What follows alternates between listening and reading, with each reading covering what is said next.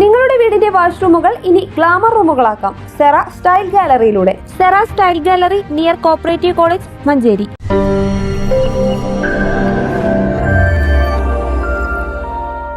ഇത്തവണ നേരത്തെ കാലവർഷമെത്തി. കഴിഞ്ഞ ദിവസങ്ങളിൽ ശക്തമായി മഴ പെയ്തു.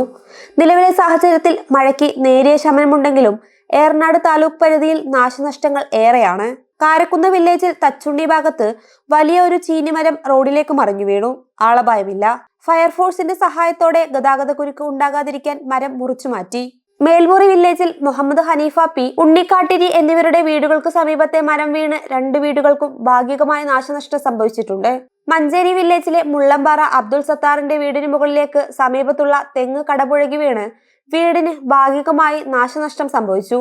മലപ്പുറം വില്ലേജിൽ മലപ്പുറം സിവിൽ സ്റ്റേഷൻ ജില്ലാ പ്ലാനിംഗ് ഓഫീസിന് മുൻപിലേക്ക് മരം വീണു. നിലവിൽ മലപ്പുറം വില്ലേജിൽ മാത്രമാണ് ക്യാമ്പ് പ്രവർത്തിച്ചു വരുന്നത്.